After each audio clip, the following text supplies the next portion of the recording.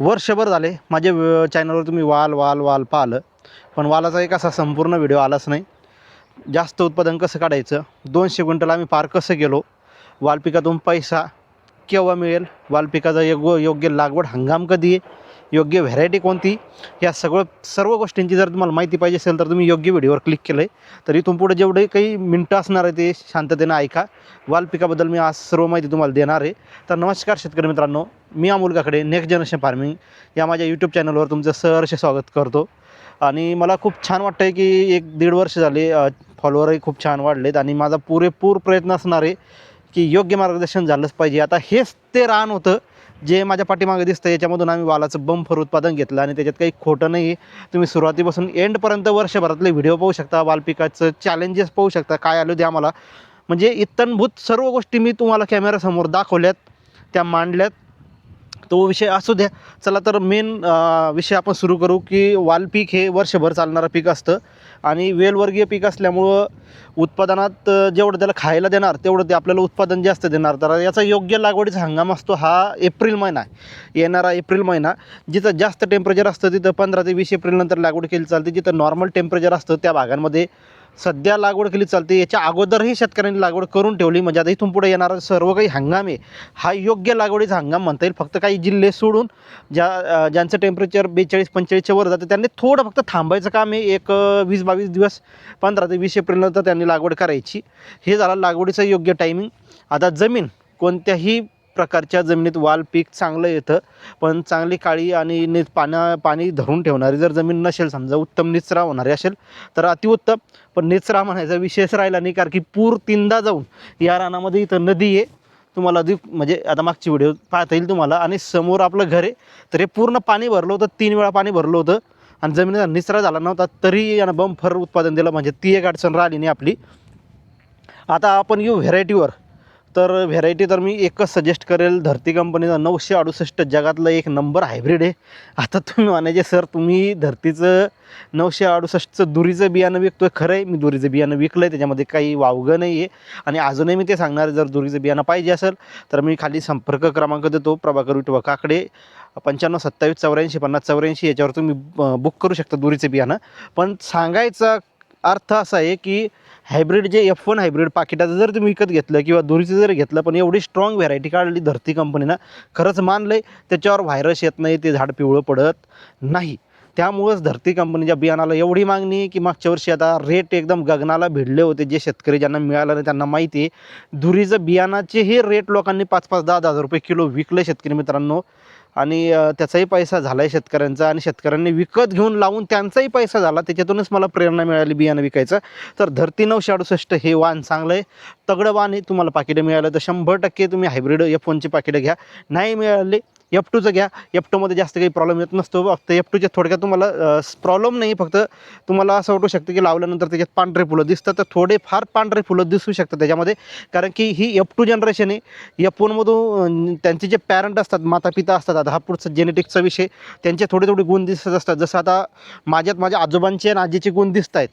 4 म्हणजे 2 आजी, आईकडचे आजी आजोबा, वडिलांकडचे आजी आजोबा, तसा विषय त्याच्यामध्ये असतो. त्याच्यामध्ये काही एवढं फरक पडत नाही, उत्पादनात फरक पडत नाही. हां, तुम्ही जर F3 लावलं, म्हणजे F2ला लावून त्याच्यातून ज्या शेंगा धरल्या आणि F3 लावल्यानंतर मग सिग्रिगेशन होतं, हा पुढचा विषय. तर F2मध्ये एवढं काही सिग्रिगेशन होत नाही. तर तुम्ही 968चं लावा. आता झालं एप्रिल महिन्यात लागवड. आता लागवड करायची किती बाय कितीवर, तर शेतकरी मित्रांनो याची लागवड करायची 6 बाय 2वर. 2 ओळींमधलं अंतर 6 फूट ठेवायचं, 2 झाडांमधलं अंतर 2 फूट ठेवायचं. याला ड्रिप करायचं. ड्रिप करा म्हणजे कराच तुमच्याकडे असेल तर, नसेल तर तुम्ही पद्धतीनं पाणी देऊ शकता. म्हणजे बारे करून देऊ शकता. पण बेडवर जर लावलं तर अतिउत्तम, ड्रिप जर केलं तर अतिउत्तम.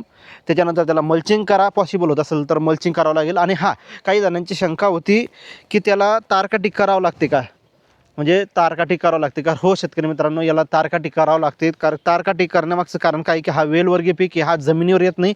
याला जेमतेम 6 फूट हाईटपर्यंत आपल्याला सिंगल तारकाठी करावं लागते. म्हणजे जसं टोमॅटोला आपण सिंगल करतो, 10 ते 12 फुटावर तुम्ही टाकू शकता. आणि शिंगल घेऊन जरी तुम्ही तारकाठी केली आणि त्याला जर ती नायलॉन जाळी बांधली 150-200 रुपये किलोची नायलॉन येतं बाजारात काकडीला वगैरे येतं, ते जर लावलं तर यात उत्तम. कारण की वर्षभर चालणारं पीक आहे, त्यामुळे त्याला तारकाठी करावं लागणार आहे. आणि तारकाठी केली नाही तर फायदा होणार नाही. फक्त तारकाठी अति उंच करू नका, कारण ही शेंग आता आमच्या इथं आंब्याचं झाड आहे, तर अजूनही तुम्हाला जो शकता तर ठीक आहे असू द्या, ते वरती चढलं होतं. वेल आहे त्याला जिथं जागा भेटेल तो वर चढणार, म्हणजे आपली हाईट जी आहे तोडण्याची तिथपर्यंतच त्याची तारकाठी असू दे. त्याच्यावर गेल्यानंतर मग ते शेंगा आपल्याला तोडता येत नाही, ते जड जातं.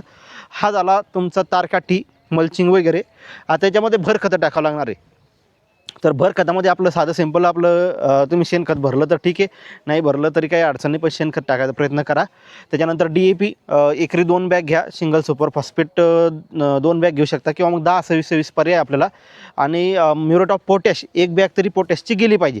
जर 10-26-26 घेतलं तुम्ही तर मग MOP आपल्याला टाकायची गरज नाही. DAP घेतलं तर मग पोटॅशची बॅग आपल्याला घ्यावं लागणार आहे. आणि सिंगल सुपर फॉस्फेट घेतलं तरी मग आपल्याला पोटॅशची बॅग घ्यावं लागणार आहे. त्याच्यानंतर त्याच्यात एखादी काला किट म्हणजे मिक्स मायक्रोन्यूट्रिएंट टाका. मिक्स मायक्रोन्यूट्रिएंट टाकायची गरजच असते. आणि जमलंच तर निंबोळी पेंट टाका. निंबोळी पेंटनं फायदा होतो, कारण की आता याच्यावर येणाऱ्या अडचणी मी तुम्हाला सांगणार की त्याच्यावर काय अडचण येतात. खालून मुळांवर जर जास्त नेमॅटोड असेल शेतात तर त्याच्या मुळांवर गाठी बनतात, ती आपल्याला काळजी घ्यायची असते.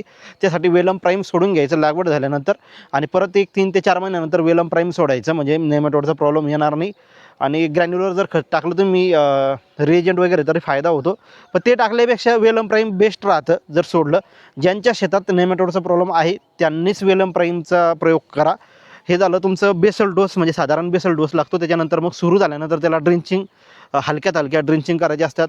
त्याच्यानंतर 19-19, त्याच्यानंतर 13-24-13, 0-52-34, 12-61 आपलं 13, म्हणजे जे काही खतांचं शेड्यूल असतं हे थोडं थोडं करून द्यायचं असतं. कारण की हायब्रिड हा शब्द आल्यानंतर ते खादाड पीक आहे. हायब्रिडला जेवढं तुम्ही देणार तेवढं उत्पादन निघणार. तुम्ही म्हणणार सर की आम्हाला 200 क्विंटल घ्यायचं ना, आम्ही त्याला खाऊ घालणार नाही, हे पॉसिबल होणार नाही. त्याला तुम्हाला खाऊ घातल्याशिवाय ते उत्पादन देणार नाही. आता इथपर्यंत आलो आपण, तुमची लागवड झाली, सगळ्या गोष्टी झाल्या. आता वर्षभरातला मेजर चॅलेंज, याच्यामध्ये वर्षभरातला मेजर चॅलेंज येतो म्हणजे किडी आणि रोग. हेच आपल्याला कंट्रोल करणं महत्त्वाचं असतं.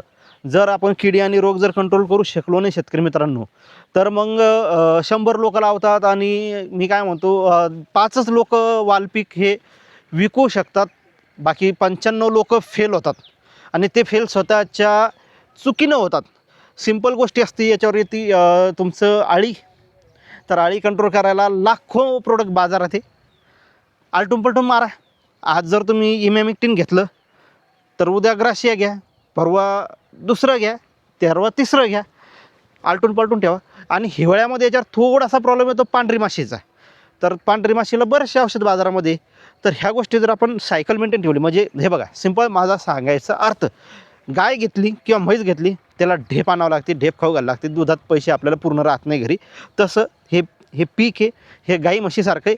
याला तुम्हाला आलं जर 10,000 कमवले तर 6,000 रुपये तुम्हाला वापस द्यावं लागणार आहे. पण 4,000 रुपये वापस द्यावं लागणार आहे, 6,000 रुपये तुम्हाला नफा राहणार आहे. जर एकंदरीत वर्षभरात आपण ही जर काळजी घेतली, आणि त्याच्यात आता 3 ते 4 बांधण्या कराव्या लागतात. हे झालं फवारणीचं तुम्हाला येणारी अडचण. आणि बाकी रोगराई त्याच्यामध्ये काही नाही. पावसाळ्यामध्ये डस्टिंग वगैरे करत चालायचं, पाऊस पडल्यानंतर हलक्या कार्बेटने जेम मेनको झेपच्या वगैरे. आणि साधं एखादं चांगले बुरशीनाशक आहे, ॲमिस्टर टॉप असू द्या, कस्टोडिया असू द्या, किंवा जे काही असेल रेडोमिल गोल्ड असू द्या, ते सिच्युएशन पाहून घ्यायचं. त्याच्यावर रोग कमी येतो, कीड जास्त येते. आता जर तुम्ही कीड नियंत्रण केली तर बाकी प्रॉब्लेमच येत नाही. त्याच्यावर उत्पादन डबल न होणार, म्हणजे डबल न होणारच होणार. जर नाही नियंत्रण केलं सपाट. तर व्हेरायटी पहिली चांगलेली निवडा. बियाणासाठी मी संपर्क दिला आहे तुम्हाला, त्याच्यावरून तुम्ही हे बियाणं मागू शकता. आता राहिला विषय बांधणीचा. याला बांधणी 3 ते 4 वेळा करावं लागते. आणि मग त्याच्या फांद्या अडकतात, त्या काढून आपल्याला बांधावं लागतात, वरती चढवायचं राऊंड राऊंड मजूर लावून. आता विक्री, याला पूर्ण मार्केटमध्ये वर्षभर मागणी असते. फक्त डिसेंबर-जानेवारीमध्ये जेव्हा वाटाणा येतो MPचा किंवा महाराष्ट्रापेक्षा जास्त MPचा वाटाणा आल्यानंतरच याचे बाजारभाव पडतात.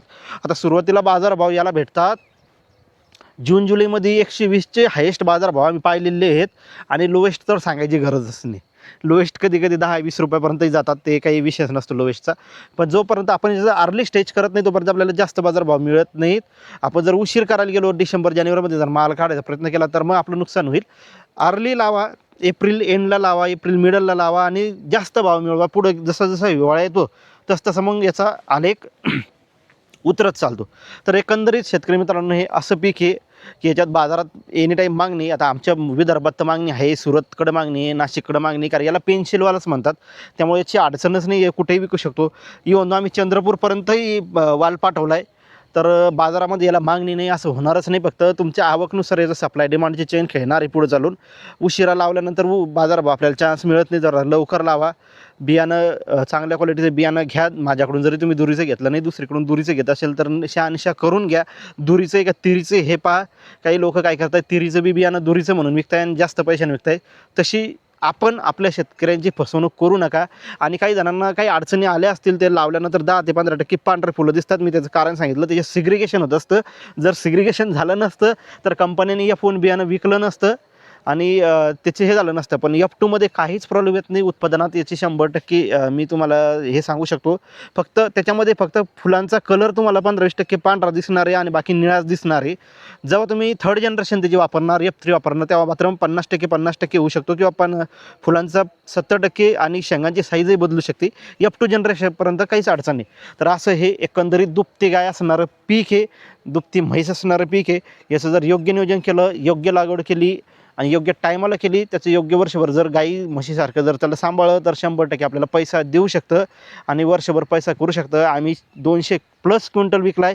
त्याच्यानंतर काही बियाणाला ठेवला, त्यामुळे तो पुढचा काही क्विंटल आम्हाला विकता आले नाही. पूर गेल्यानंतरही विकला, पुरातून शेंगाही बाहेर काढल्या. सर्व गोष्टी माझ्या चॅनलला तुम्ही पाहू शकता. तर व्हिडिओ आता खूप मोठा झाला आहे. तर तुम्हाला एकंदरीत वाल पिकाचं सगळं हिस्ट्री, गणित, काय बायोग्राफी समजली असेल तर मग मी इथंच थांबतो. बियाण्यासाठी परत तुम्ही संपर्क करू शकता. घरपोच बियाणं मिळेल, विश्वास ठेवा. कारण की आता बऱ्याचशा शेतकऱ्यांना विकलं आहे, त्यांच्या घरी बियाणं पोचले, त्यांनी ॲडव्हान्स पेमेंट दिलं आहे. ॲडव्हान्स बुकिंग घेऊन स्पीड पोस्टनं आम्ही बियाणं घरपोच लावले. तर व्हिडिओ आवडल्यास लाईक, शेअर, सबस्क्राईब आणि फॉलो करा मंडळी. धन्यवाद. राम राम.